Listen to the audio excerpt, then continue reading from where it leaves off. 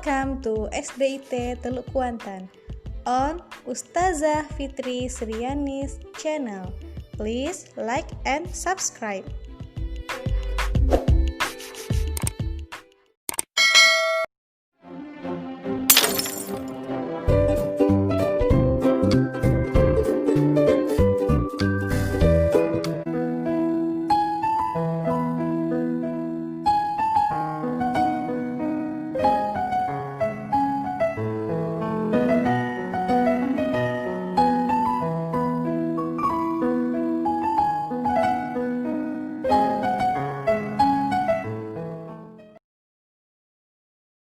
Assalamualaikum warahmatullahi wabarakatuh. Kaifal Anda semuanya, jumpa lagi kita dalam pelajaran pendidikan agama Islam. Nah, sebelum pembelajaran dimulai, marilah kita membacakan doa sebelum belajar.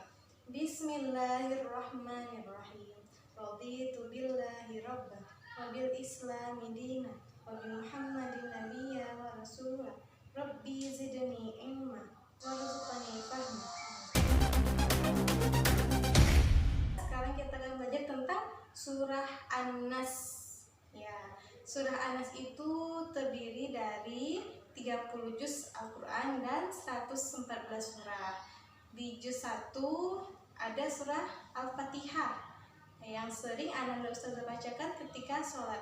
Lalu juga ada surah Al-Baqarah. Nah, di juz 30-nya ada surah An-Nas, Al-Ikhlas, lalu juga Al-Falaq dan surah-surah lainnya. Nah, Al-Quran itu adalah cahaya bagi diri kita ya. Jadi kalau kita sering membaca Al-Quran, insya Allah Ananda Ustazah akan mendapatkan pahala yang dimana satu hurufnya itu terdiri dari 10 kebaikan. Masya Allah, akan banyak sekali pahala yang akan Ananda Ustazah dapatkan kalau rajin-rajin membaca dan menghafal Al-Quran. Nah, jadi kalau kita rajin-rajin membaca Al-Quran, insya Allah itu akan menjadi cahaya di diri kita dan juga menjadi cahaya di akhirat kita. Ananda Ustazah, surah An-Nas itu artinya adalah manusia. Surah An-Nas terdapat di juz keberapa? Ya, juz ke-30. Nah, surah An-Nas ini adalah surah yang terdiri dari 6 ayat. Nah, surah An-Nas ini terdapat di juz ke-30 menempati urutan ke-114 atau surah terakhir di dalam Al-Quran. Dan juga surah An-Nas ini diturunkan di kota Mekah. Makanya surah An-Nas ini dinamakan dengan surah Makkiyah. Ananda Ustazah semuanya, sekarang Ustazah akan membacakan surah An-Nas. Ayo disimak dan diikuti, lalu nanti dihafalkan dengan baik ya. A'udzu billahi minasyaitonir rajim. Bismillahirrahmanirrahim. Qul a'udzu birabbin nas, malikin nas, ilahin nas, min syarril waswasil khannas, alladzi yuwaswisu fi sudurin nas, minal jinnati wan nas. Shadaqallahul azim. Itulah tadi pembacaan surah An-Nasnya. Ananda semuanya silahkan diputar kembali bacaan An-Nasnya dan dihafalkan.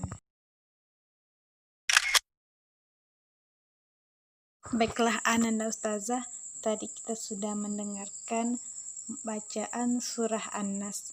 Nah, sekarang kita akan mempelajari arti dari surah An-Nas.